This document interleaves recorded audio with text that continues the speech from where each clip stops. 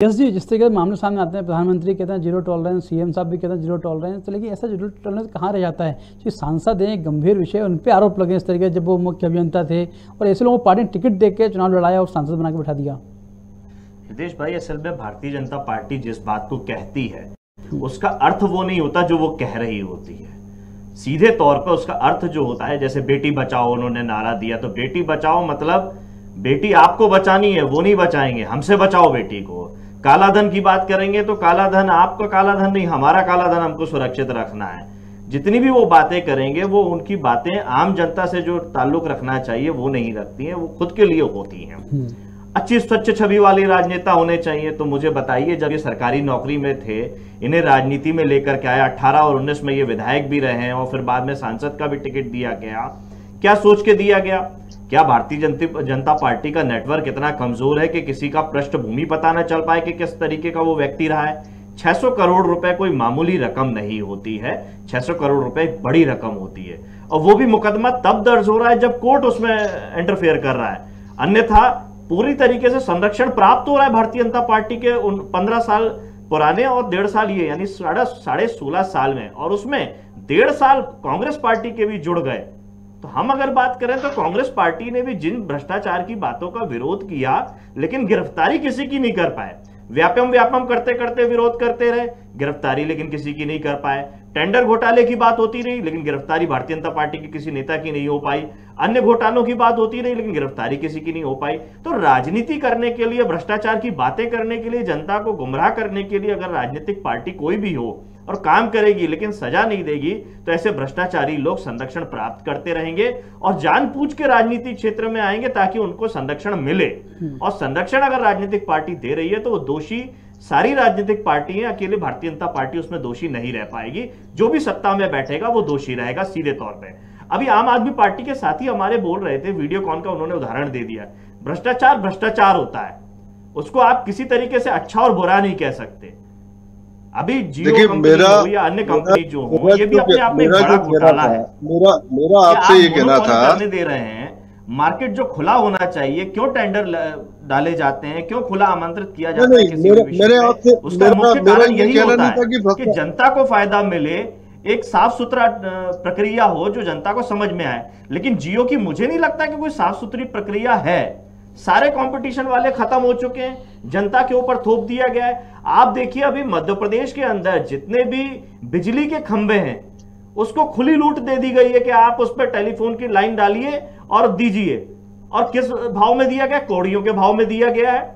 आम आदमी, आम व्यापारी आज की डेट में अगर 3-3.5 फीट का बोर्ड लगा ले तो उस पर 10,000 12,000 रुपए की पेनल्टी है।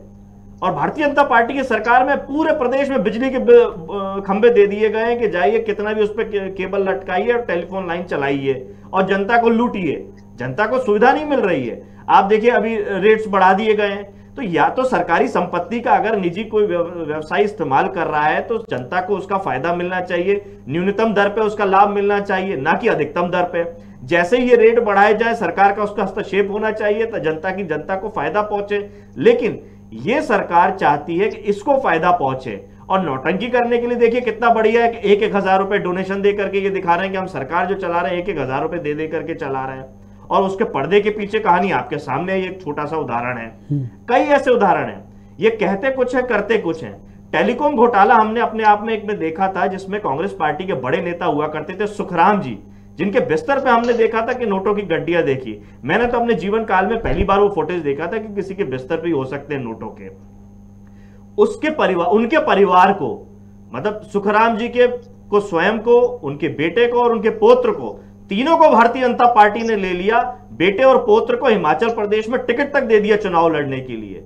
तो ये इनकी नीति स्पष्ट है कि हमें तो जीतने से मतलब है, सत्ता में आने से मतलब है। कोई हमें पैसे दे दे तो हम उसको टिकट देंगे, कोई भ्रष्टाचारी हो, बलात्कारी हो, उसके अंदर कोई नैतिकता नहीं हो तो भी, दंगाई हो तो भी ये चलेगा, लेकिन हमें सत्ता में आना है, कैसे आना है, ये उनकी नीति बड़ी स्पष्ट है। हमारे प्रदीप भाई, आपने जैसा परिचय दिया कि वो आरटीआई एक्टिविस्ट भी हैं और आम आदमी पार्टी में काम करते हैं और सक्रिय रहते हैं। तो मैं आरटीआई एक्टिविस्ट और सक्रिय व्यक्ति से उम्मीद नहीं करूंगा कि वो भाजपा आईटी सेल की बातों को पढ़ करके और कम से कम किसी टीवी चैनल पर अपनी प्रतिक्रिया देंगे।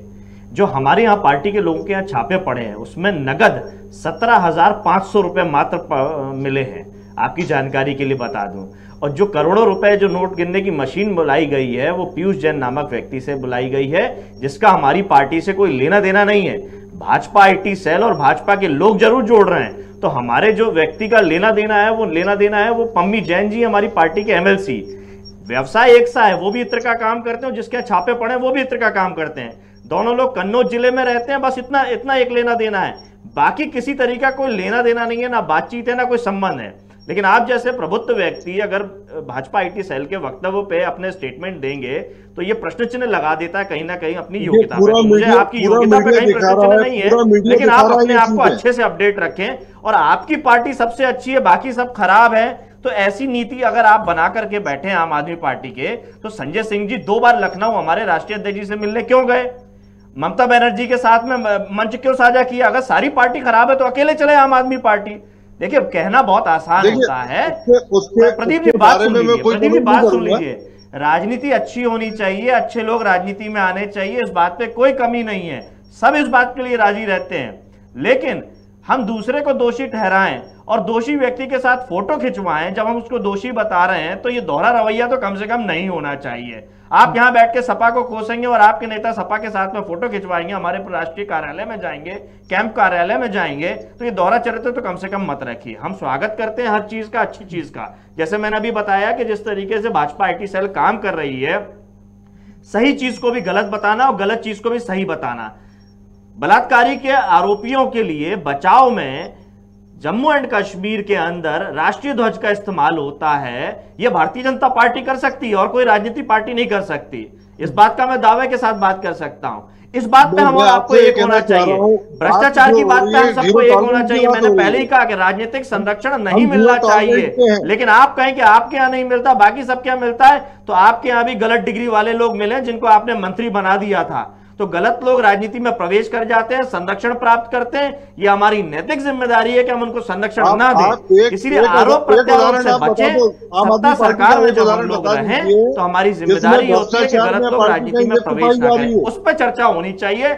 और अगर हमारी पार्टी में भी कोई ऐसा व्यक्ति आ जाएगा, तो तमाम ऐसे समय आए हैं जब हमारे राष्ट्रीय अध्यक्ष जी ने उदाहरण पेश किए हैं, हमारी पार्टी में प्रवेश होने के बाद भी उनको पार्टी से निकाल दिया, चाहे वो डीपी यादव जी हो या अन्य कोई बड़ा चेहरा हो। हमें अपनी सरकार आने से भी रोकने में काम करना पड़ा हो, लेकिन हमने समझौता नहीं किया हमारे राष्ट्रीय अध्यक्ष जी अखिलेश यादव जी ने।